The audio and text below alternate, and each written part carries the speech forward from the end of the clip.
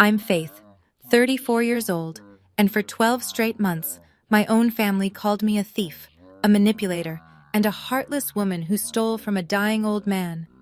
My sister Brooke led the charge. My mother backed her up. Half of my relatives believed them without question. I spent an entire year drowning in voicemails, text messages, and family gatherings where people whispered behind my back, all because my grandfather left me his cabin. But here's what none of them knew. Grandpa didn't just leave me property. He left me a letter, written the day he changed his will. And in that letter, he described exactly what he heard my sister say at his 80th birthday party. Words so cruel, they broke his heart. Before I tell you what happened, please take a moment to like and subscribe. But only if you truly enjoy this story. And drop a comment below. Where are you watching from and what time is it there? Now, let me take you back to 14 months ago, the night I got the phone call that changed everything. The call came at 3:47 in the morning. I was halfway through a 12-hour night shift at St. Andrew's Hospital, checking vitals on a patient in room 412, when my phone buzzed in my scrub pocket. I almost ignored it. Then I saw the name. Mom. My mother never called me. Not at 3 a.m. Not ever, really. I stepped into the hallway, heart already sinking. Faith. Her voice was flat, clinical. Your grandfather passed an hour ago. Come home. The line went dead. I stood there, phone pressed to my ear, listening to nothing. The fluorescent lights hummed above me. A machine beeped somewhere down the corridor, and I felt the ground tilt beneath my feet. Grandpa Walter was gone. He was the only person in my family who ever truly saw me. While my parents praised Brooke for her marketing career and designer lifestyle, Grandpa would sit with me on his cabin porch and say, "You're the one who shows up, Faith. That matters more than any job title." The last time I visited him, 3 weeks before, he had held my hand with surprising strength. "You're the only one who sits with me," he'd whispered. "Remember that." I didn't understand then. I do now. I requested emergency leave and drove 4 hours through the dark. When I finally pulled into my mother's driveway at dawn, Brooke's white Lexus was already parked in the prime spot near the front door. Of course it was. My mother opened the door before I could knock. She looked past me, not at me. "Took you long enough," she said. "Brooke's been here since midnight." I swallowed the response that burned in my throat and stepped inside, where my sister was already discussing arrangements with our mother, as if Grandpa were a problem to be solved rather than a person to be mourned. The funeral was standing room only. Grandpa Walter had lived in this town for 63 years.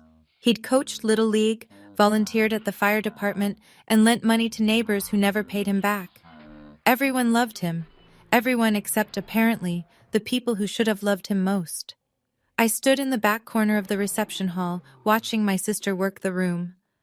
Brooke wore a black designer dress that probably cost more than my monthly rent. She dabbed at her eyes with a silk handkerchief, accepting hugs and murmured condolences like a grieving princess.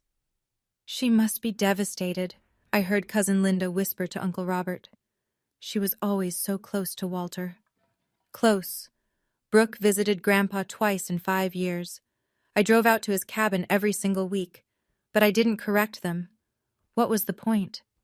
Then a warm hand touched my elbow. Aunt Margaret, my mother's younger sister, the only one who never picked sides. "I know," she said quietly, not looking at me. "I know you were the one who actually took care of him, Faith." My throat tightened. I couldn't speak. "He knew too," she added. Then she squeezed my arm and disappeared back into the crowd. Later, my mother stood at the podium and gave a speech about family and legacy. She mentioned how much Brooke adored her grandfather. She talked about Sunday dinners and holiday traditions. She never said my name. Not once. I sat in the back row, hands folded in my lap, and let the tears fall silently. Not because of the oversight. I was used to being invisible in this family. I cried because Grandpa was the only one who ever made me feel seen, and now he was gone. 1 week after the funeral, we gathered in Harold Brennan's law office. Harold had been Grandpa's attorney for 30 years. A silver-haired man with kind eyes and a voice like warm honey. He'd handled Grandpa's affairs since before I was born. The office was small. My mother sat in the center chair.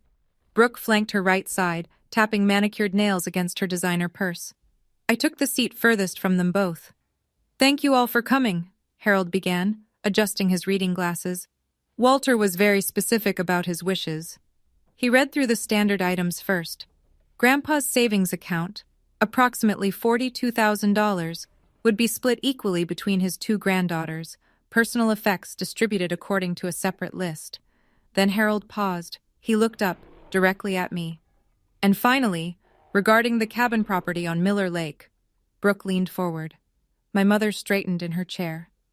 "Walter has bequeathed the cabin, the land, and all its contents solely and entirely to his granddaughter, Faith Sinclair." Silence.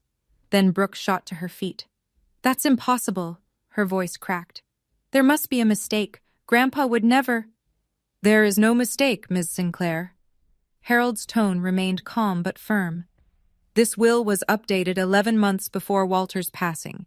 It is entirely legal and reflects his explicit wishes." My mother turned to stare at me. Her eyes were ice. "You knew about this," she accused. "I didn't." My voice came out barely above a whisper. "I swear I had no idea." Brooke's face twisted. "This is ridiculous. She must have—" "Ms. Sinclair," Harold cut her off. "Your grandfather was of sound mind. I witnessed the signing personally." The room felt like it was shrinking. I could barely breathe. Grandpa left me the cabin, just me. But why? The moment we stepped outside the law office, my mother grabbed my arm. "We need to talk." Her grip was iron. "Privately." She pulled me around the corner of the building, away from Harold's window. Brooke followed, heels clicking against the pavement like a countdown. "You're going to share that cabin with your sister." Mom's voice left no room for discussion. "That's what family does." I tried to pull my arm free. She held tighter. "Mom, Grandpa made his decision. His decision was wrong." She finally released me, but her glare didn't soften. "He was old, confused. You spent all that time with him. God knows what you put in his head." The accusation hit like a slap. Then Brooke stepped forward, and her entire demeanor shifted. Gone was the outrage from Harold's office. Now she wore the mask of a wounded sister, voice trembling with practiced vulnerability. "Faith, I don't want to fight." She reached for my hand. "I just want us to both have memories of Grandpa. The cabin was special to all of us." I hesitated. Maybe I was being unreasonable. Maybe— "I'm not asking you to give it up entirely," Brooke continued, her tone honeyed. "Just share. Put both our names on the deed. That's fair, isn't it?" Something flickered in her eyes, something calculating. "I'll let you visit any time," I said carefully. "You can stay whenever you want, but I don't want to change the deed." Brooke's mask slipped for just a second. "Who said anything about selling?" Her voice sharpened. "I just want what's fair." And there it was. The word she'd been circling around. Selling. She didn't want memories. She didn't want Grandpa's legacy. She wanted the money. That night, I sat alone in my apartment and let the memories wash over me. The cabin on Miller Lake wasn't just a building. It was 50 years of my family's history pressed into weathered pine walls and creaking floorboards. I was 8 the first time Grandpa took me fishing off the dock. I remember the morning mist rising off the water, the way he patiently untangled my line when I cast it into the trees. "This lake taught your grandmother how to swim," he'd told me. "And right there on that porch is where I asked her to marry me. She said yes before I even finished the question." Grandma passed when I was 12. I barely remember her face now, but I remember the cabin. Her quilt still hung on the beds. Her recipe cards were still tucked in the kitchen drawer. And my father. Dad died when I was 12. A car accident on a rainy night. He was only 39. But before that, some of my best memories with him happened at that cabin. He taught me to skip stones. He'd carry me on his shoulders down to the water and pretend to throw me in while I shrieked with laughter. The cabin was where Dad learned to walk, where he spent every summer of his childhood. If Brooke sold it, all of that would vanish. Some developer would tear it down, build a vacation rental, and charge tourists $300 a night to sleep where my grandmother dreamed and my father took his first steps. I couldn't let that happen. Grandpa always said, "This cabin isn't about money, Faith. It's about remembering who we are." I whispered into the dark of my empty apartment. "I won't let them take it, Grandpa. I promise." I had no idea how hard that promise would be to keep. The campaign started 3 days later. At first, it was just my mother. A text every morning, a voicemail every night. I didn't raise you to be selfish, Faith. Your grandfather would be ashamed of how you're acting. Call me back. We need to settle this like adults. Then Brooke joined in. Her messages were longer, more calculated. I can't believe you're really going to let a cabin destroy this family. Is property really worth more than your own sister? By the second week, the extended family had mobilized. Cousin Linda, Uncle Robert, Aunt Patricia from Ohio, whom I'd met exactly twice in my life. Faith, honey, I heard about the cabin situation. You know, family is more important than real estate. 7 or 8 messages a day, sometimes more. I stopped counting after the first month. At work, I could barely focus. My supervisor pulled me aside after I nearly gave a patient the wrong medication. Faith, is everything okay? You seem somewhere else lately. I wanted to tell her. I wanted to explain that my family was slowly dismantling my sanity one text message at a time. But what could she do? I'm fine, I lied. Just tired. At night, I'd stare at my phone and watch the notifications pile up. Each one was a tiny knife. Brooke. Mom cried all night because of you. Happy now? Mom. Your grandmother would weep if she saw what you've become. Cousin Linda. I always thought you were the sweet one. Guess I was wrong. The worst part? Some nights I believed them. Maybe I was being selfish. Maybe I was tearing the family apart over a building. Maybe Grandpa had made a mistake. Then I'd remember his hand in mine, his voice in my ear. You're the only one who sits with me, Faith. And I'd hold on for one more day. The call came at 11:47 p.m. I had just finished a double shift. 12 hours on my feet, 3 emergencies, 1 patient coding on the table. I was so tired my hands shook as I unlocked my apartment door. My phone rang. Mom.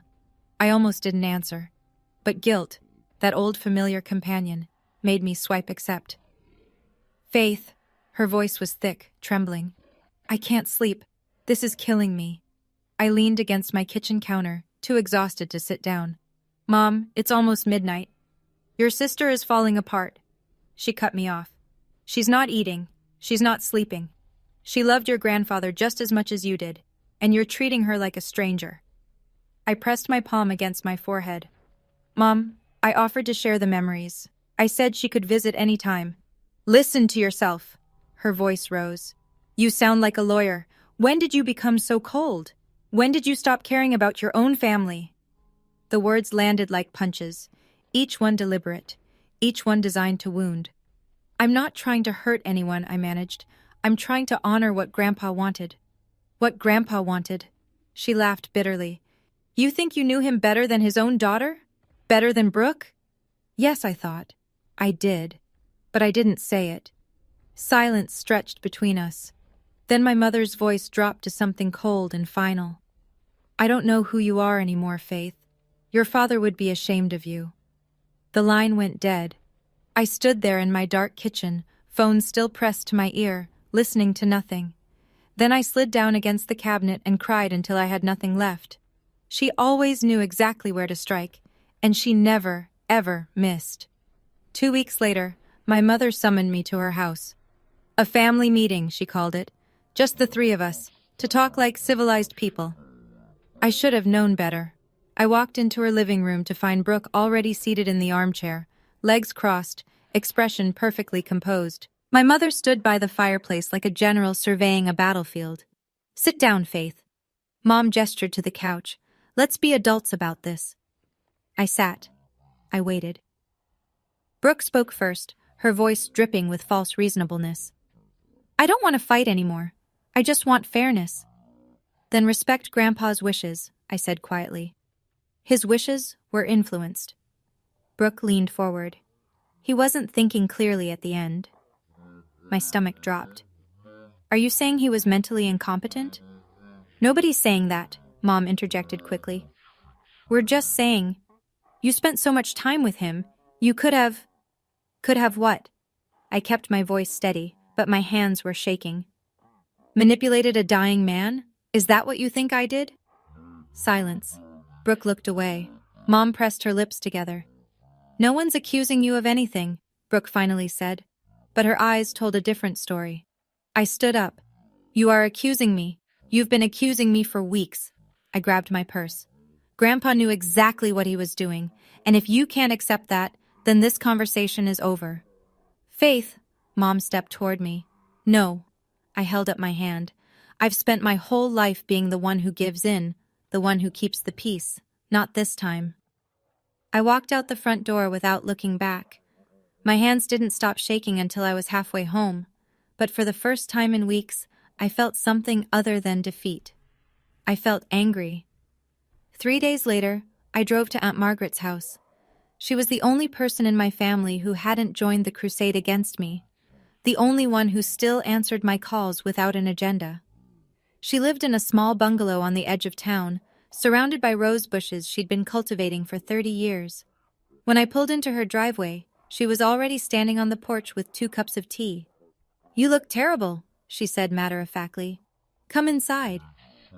We sat in her kitchen, sunlight streaming through lace curtains, and for a while, neither of us spoke. Then Margaret set down her cup. "Faith, there's something I need to tell you." I looked up. "Last year I helped your grandfather install something at the cabin." She paused, choosing her words carefully. "A security system. Cameras." "Cameras?" I frowned. Grandpa hated technology. "He did, but he said there'd been some strangers wandering near the property, asked me to help him set it up." She met my eyes. "But I always thought he had another reason."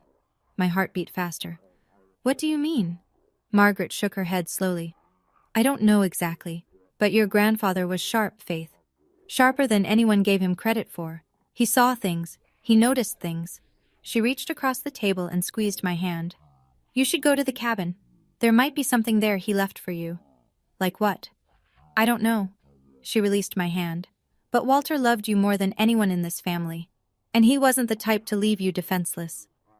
I drove home that night with her words echoing in my head. Cameras. Something he left for you, not defenseless. What had Grandpa seen? What did he want me to find?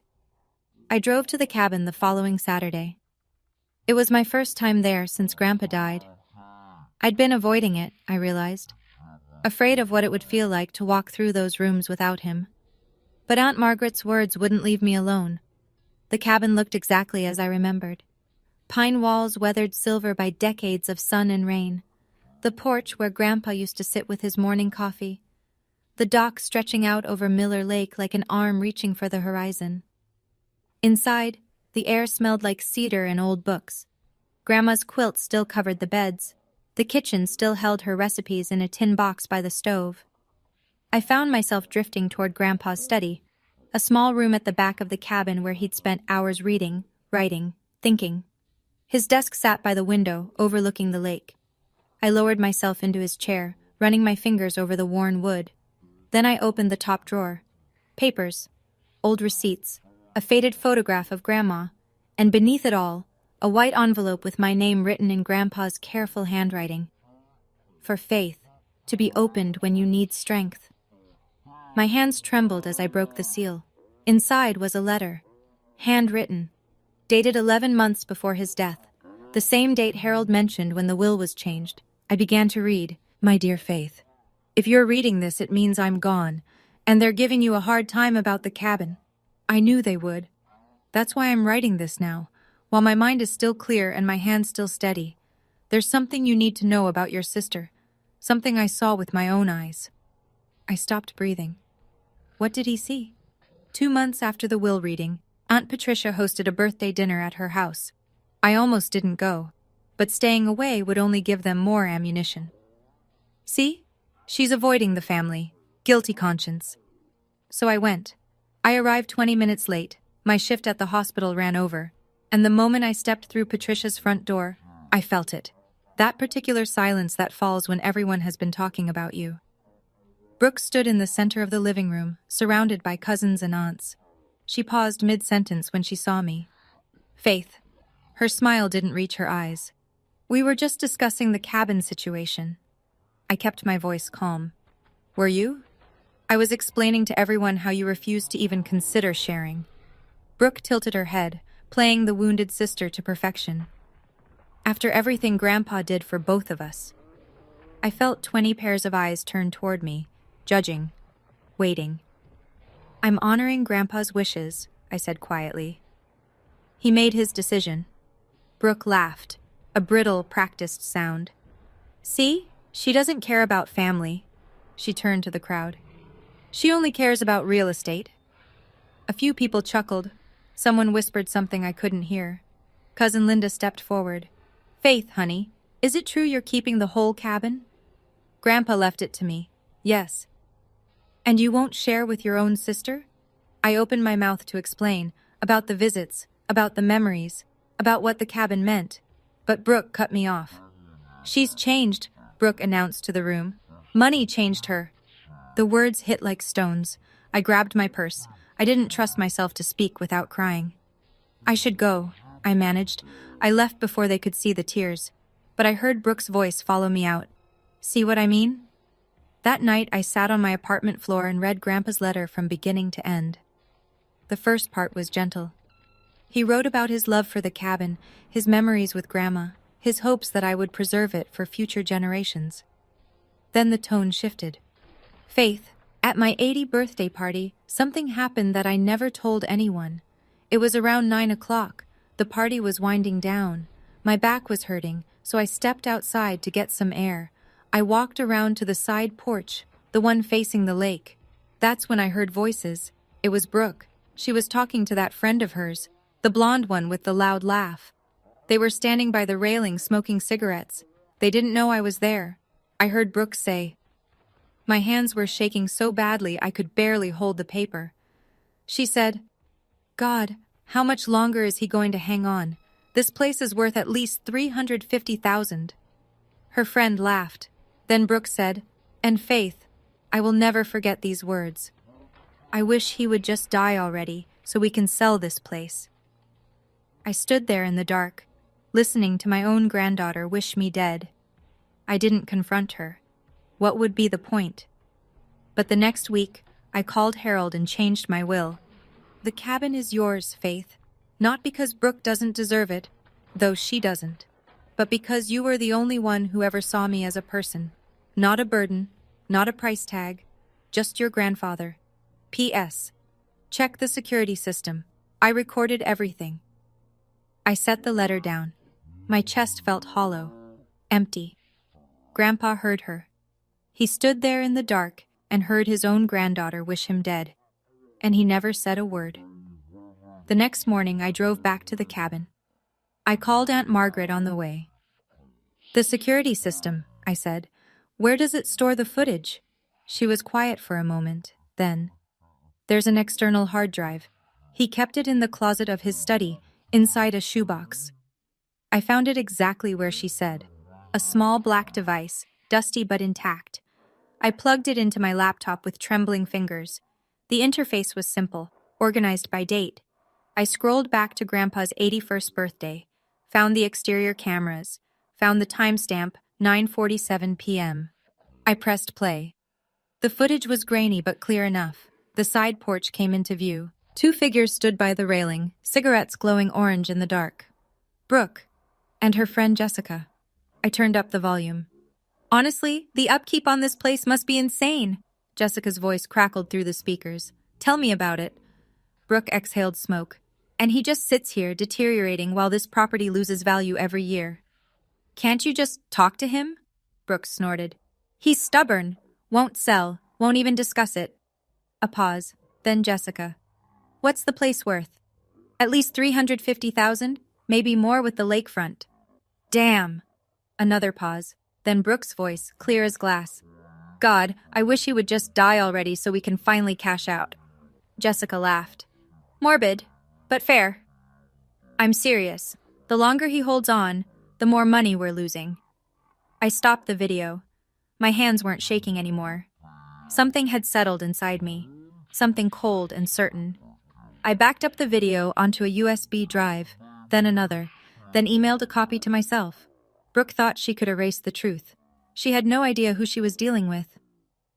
1 week later, I got a call from the cabin's nearest neighbor, Mr. Henderson. Faith, it's Bill Henderson from down the road. His voice was concerned.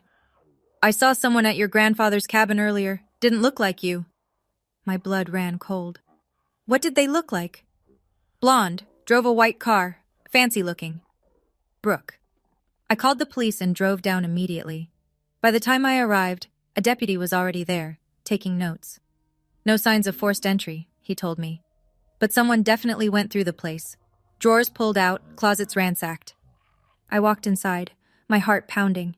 The study was destroyed, papers scattered everywhere, books pulled from shelves, and the top drawer of Grandpa's desk, the one where I'd found the envelope, was empty. The original letter was gone. I stood in the middle of the chaos and felt a laugh building in my chest. Not a happy laugh, something darker. Brooke had come looking for the letter. She must have known, somehow, that Grandpa had written something down. Maybe she'd glimpsed him writing it and thought he was just rambling old man nonsense. Now she knew better. The deputy was watching me with concern. "Ma'am, is anything valuable missing?" "Just a letter," I said. "A personal letter from my grandfather." "Do you know who might have taken it?" I met his eyes. "I have a pretty good idea." He nodded slowly. "We'll file a report. But without proof." "I understand." I waited until he left. Then I walked to my car and opened the glove compartment. Inside, a photocopied version of the letter and a USB drive with the video. Brooke thought she'd won, but she'd only stolen the original. I'd been a nurse for 12 years. Rule number 1, always keep backup records. 1 year after Grandpa's death, my mother organized a memorial dinner. To honor Walter's memory, she announced in the group text. All family members welcome. 23 people confirmed attendance. Aunts, uncles, cousins, second cousins, the whole Sinclair clan gathered under one roof. I knew what it really was, another opportunity for Brooke and Mom to paint me as the villain, but I went anyway. I wore a simple black dress. In my coat pocket, I carried a photocopied letter and a USB drive. The dinner was at my mother's house. When I arrived, the driveway was already full of cars. I could hear laughter and conversation through the windows. I paused on the front steps, hand on the doorknob. This was it. 1 year of accusations, 1 year of whispered insults and family cold shoulders.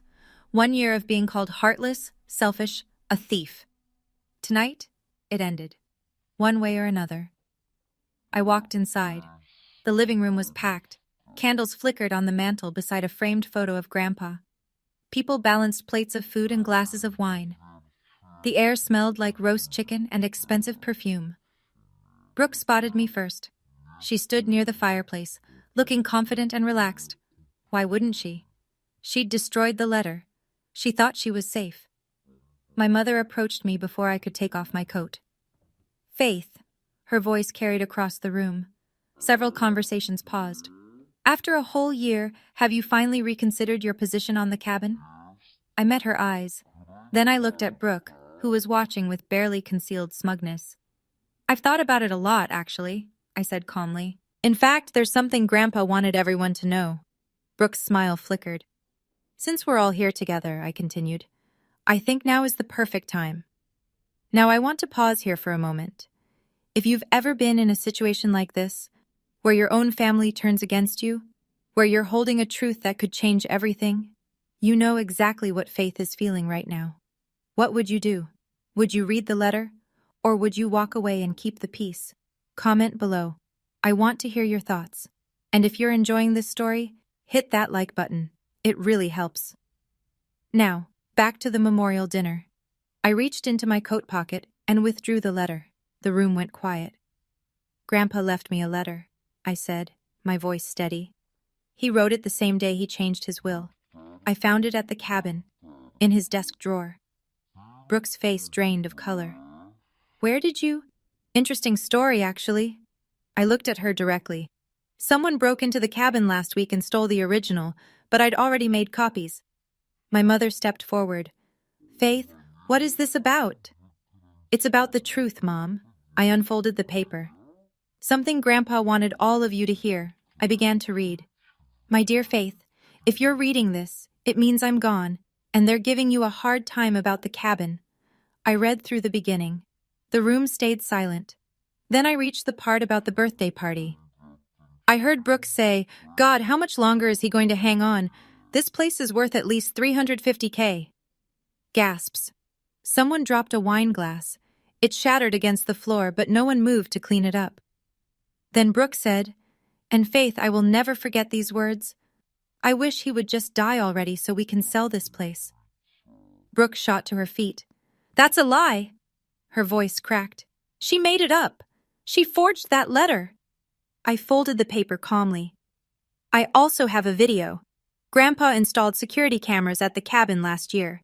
The conversation is recorded. Dead silence. My mother's face was gray. Aunt Margaret had her hand pressed over her mouth. Uncle Robert was staring at Brooke like he'd never seen her before. I didn't want to do this, I said quietly. But you left me no choice. Brooke was shaking. Mom, she whispered. Mom, tell them she's lying. But our mother said nothing at all. The silence lasted an eternity. Then my mother turned to face Brooke. Her expression was something I'd never seen before. Not anger, exactly. Something worse. Devastation. Tell me she's lying. Mom's voice barely rose above a whisper. Look me in the eye and tell me you never said those words. Brooke's mouth opened, closed, opened again. I was stressed that night. Her voice trembled. I didn't mean it literally. I was just venting. Venting? Uncle Robert cut in, his face reddening. You wished your own grandfather dead, for money. How do you not mean that literally? It wasn't like that. Then what was it like, Brooke? Aunt Margaret stepped forward. Because Walter asked me to help install those cameras. He told me he'd seen something that broke his heart. I didn't understand then. I do now. Brooke looked around the room wildly, searching for an ally. Every face was stone. Her fiancé, Craig, stood near the back of the room. He'd been quiet throughout the evening, but now he set down his glass with a decisive click. I think I need some air, he said flatly. He walked out the front door without looking at Brooke. Craig. She moved to follow him. Let him go, my mother said. Her voice had aged 20 years in 2 minutes. Let him go, Brooke. Then Mom turned to me. Her eyes were wet. I defended her for a year, she said quietly.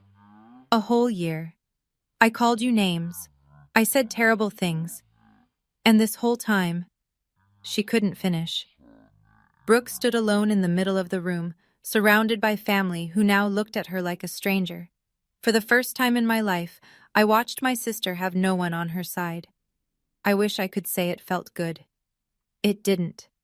I stood up slowly, gathering my coat. The room remained frozen. 22 pairs of eyes fixed on me, waiting to see what I would do next. I kept my voice low, calm, the same voice I used when delivering difficult news to patients' families. I didn't come here to humiliate anyone. I looked around the room. I came here because for 12 months I've been called a thief, a manipulator, and a heartless woman who took advantage of a dying man. No one spoke.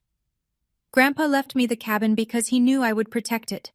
Because I was the one who visited him every week. Because I was the one who sat with him when he couldn't sleep. My voice caught slightly.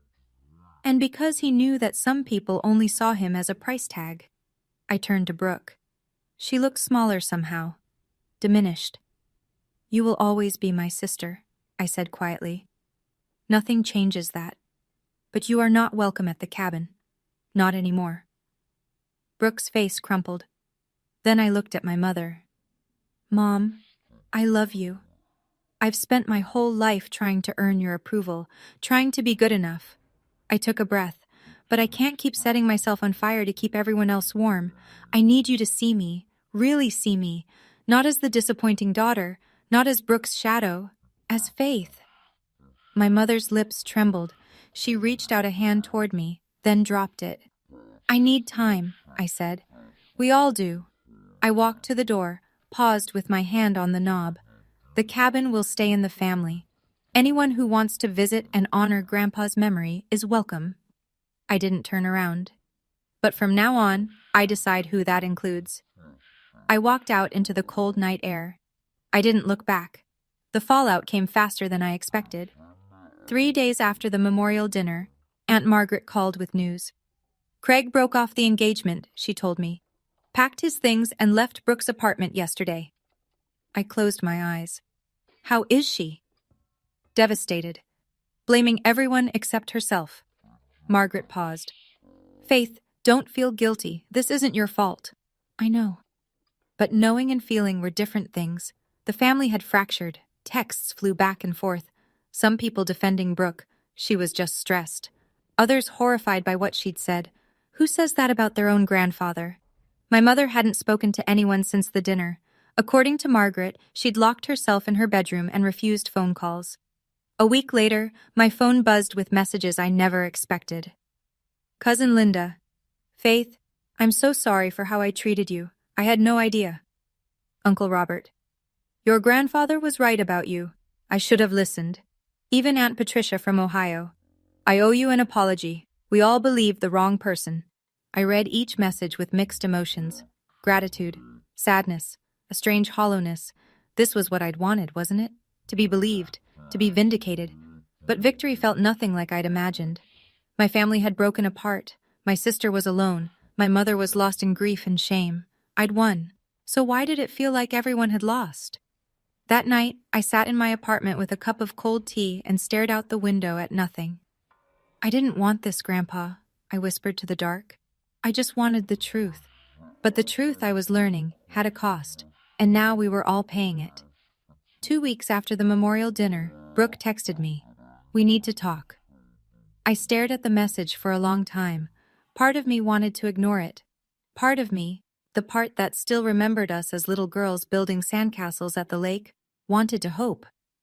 I agreed to meet at a coffee shop downtown, neutral territory. Brooke was already there when I arrived. She looked terrible. Unwashed hair, no makeup, dark circles under her eyes. A stranger would never recognize the polished marketing executive from 3 months ago. I sat down across from her. Neither of us ordered anything. Faith, her voice was raspy. Do you have any idea what you've done to me?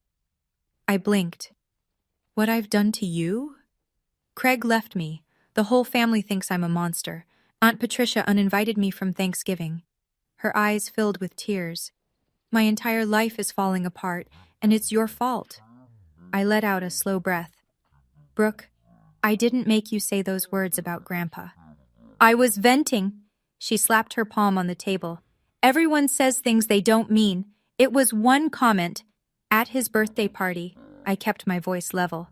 You wished him dead while he was 50 feet away, and then you spent 11 months pretending nothing happened. I didn't know he heard. Does that make it better? Silence. Brooke's face crumpled. For a moment, I thought she might apologize, might show some genuine remorse. Instead, she whispered, You ruined everything. I stood up, left enough cash on the table to cover a coffee I never ordered. When you're ready to take responsibility, not for the consequences, but for what you actually did, you know where to find me. I walked out without looking back. Some bridges can only be rebuilt by the person who burned them. If you've ever had to set boundaries with someone you love, family, friends, anyone who crossed a line they shouldn't have, then you know this isn't easy. It's not about winning. It's about protecting yourself while leaving the door open for real change. Comment boundaries below if you understand what Faith is going through. And if this story is hitting close to home, share it with someone who needs to hear it. Okay, let's see what happens next. 1 month later, my mother called. I want to see you, she said. No preamble, no small talk. Please come home. I drove to her house the next morning, the place where I'd grown up feeling invisible, the place I'd fled from a year ago with tears streaming down my face. Mom was waiting in the kitchen, the same kitchen where she'd once baked birthday cakes and years later told me I was tearing the family apart. She looked older, smaller. The sharp edges I remembered had softened into something fragile. Sit down, she said quietly. Please. I sat. For a long moment, neither of us spoke. The clock on the wall ticked. The refrigerator hummed. Then my mother said, I was wrong. I looked up. I was so wrong, Faith. Her voice cracked. I wanted to believe Brooke because admitting the truth was too painful. She was always the one I understood. The one who was like me. She pressed a hand to her mouth. I didn't see you. I never really saw you. I didn't say anything. I couldn't. Your father loved that cabin, she continued, tears slipping down her cheeks. He spent every summer there as a boy. When he died, I couldn't bear to visit anymore. It hurt too much. She looked at me. But you went. Every week you went. And I resented you for it. Mom, let me finish. She reached across the table and took my hand. I'm sorry. For all of it. For taking Brooke's side. For saying your father would be ashamed. For never telling you that I'm proud of who you are. I was crying now too. I need time, I managed. But I want to try. I want that too, she whispered. More than anything. It wasn't forgiveness, not yet, but it was a beginning. 2 months after the memorial dinner, I drove to the cabin alone. It was a Saturday in early October. The leaves had turned gold and crimson, carpeting the ground in color. The lake was glass still, reflecting the sky like a mirror. I parked in the gravel driveway and sat there for a while, just looking. This was mine now, not because I'd taken it from anyone, but because Grandpa had chosen to give it to me. I walked up the porch steps, unlocked the door, and stepped inside. The cabin embraced me with familiar smells, cedar, old books, the faint trace of Grandma's lavender sachets. Dust motes floated in the afternoon light. I moved through the rooms slowly. The kitchen where Grandpa made pancakes on Sunday mornings. The living room where he taught me to play chess. The porch where he'd sit for hours, watching the lake. Finally, I went to his study. I sat down in his chair, opened the drawer where I'd first found the letter. Empty now, but not really. I pulled out my copy of the letter and read the last paragraph one more time. The cabin is yours, Faith, not because Brooke doesn't deserve it, though she doesn't, but because you were the only one who ever saw me as a person, not a burden, not a price tag, just your grandfather. I pressed the paper to my chest. I kept my promise, I whispered to the empty room. I saved it. For you, for Dad, for Grandma. Outside, the wind rustled through the trees. The lake lapped gently against the dock. And somewhere, I like to think, Grandpa was smiling. I stayed at the cabin until the stars came out. For the first time in over a year, I felt at peace. The following weekend, Aunt Margaret came to visit. We sat on the porch in Grandpa's old rocking chairs, wrapped in blankets against the autumn chill. Steam rose from our cups of tea. The lake stretched out before us, painted orange and pink by the setting sun. He would be so proud of you, Margaret said softly. I shook my head. I don't know. I tore the family apart. No, Faith. She turned to look at me. The truth did that, and the truth needed to come out. We rocked in silence for a while. A loon called somewhere across the water. What are your plans for this place? Margaret asked. I'd been thinking about that a lot. I want to keep it exactly as it is, I said. Open for family, for anyone who wants to come and remember Grandpa the way he deserved to be remembered. Even Diane? Especially Mom. I took a sip of tea. We're working on things. It's slow. But she came here last week, first time since Dad died. Margaret smiled. That's something. She cried for 2 hours, but she said it felt like finally being able to breathe again. We watched the sun sink below the tree line.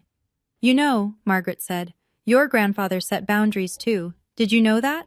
I looked at her. 1987, his brother asked him for money to cover gambling debts. Walter said no. They didn't speak for 10 years. She met my eyes. But Walter never regretted it. He said some things are worth protecting, even if it costs you. I smiled slightly. Sounds like boundaries run in the family. The best things do. We stayed on that porch until the stars came out, just like Grandpa used to. Some legacies aren't about property at all. 6 months after the memorial dinner, my life looked completely different.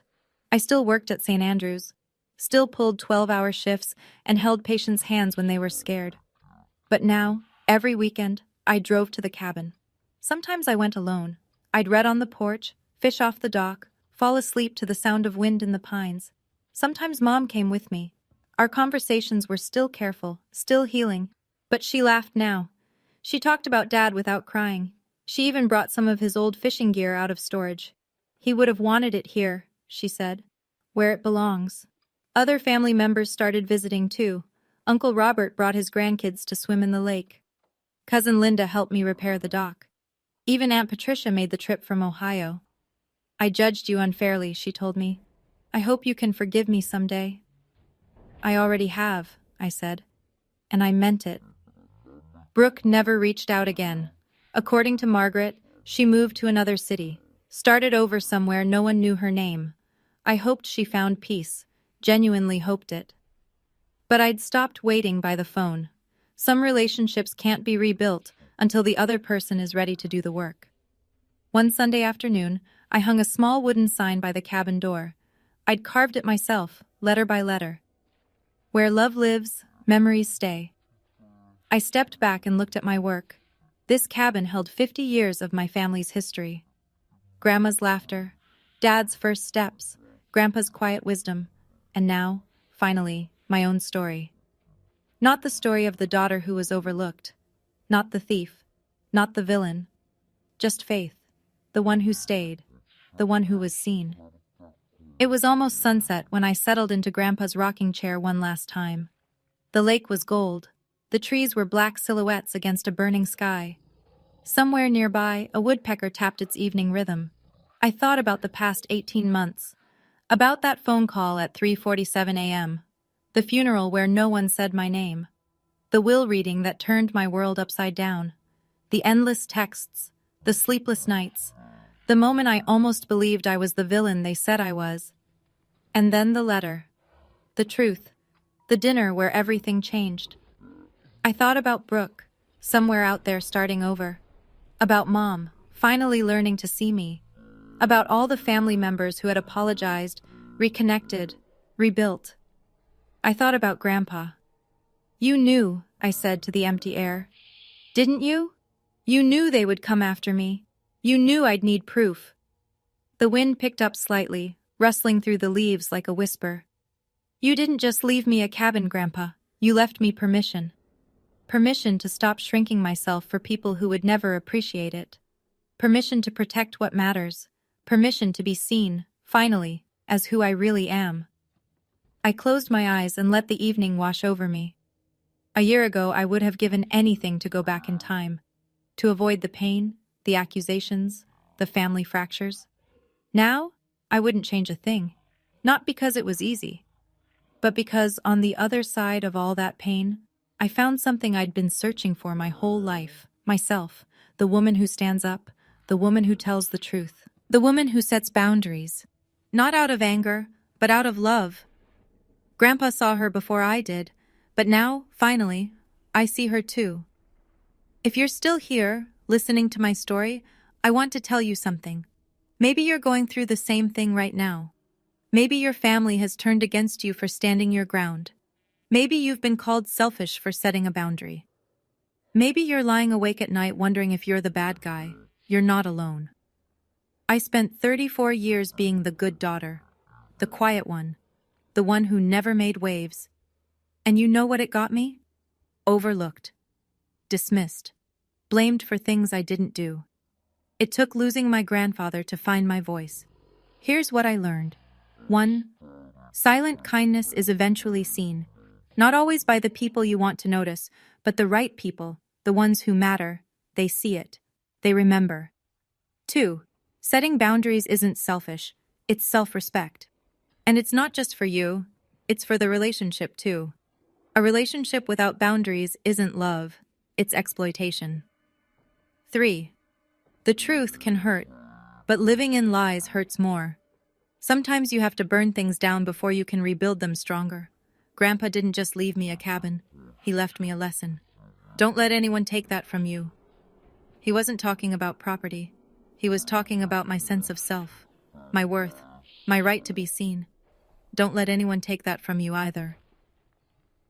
Thank you for staying until the end. If this story resonated with you, please hit that like button and subscribe. It helps more than you know. And if you have a story of your own, about family, about boundaries, about standing up for yourself when no one else would, share it in the comments. I read every single one. Check the description for more stories like this one. And remember, you deserve to be seen. Until next time.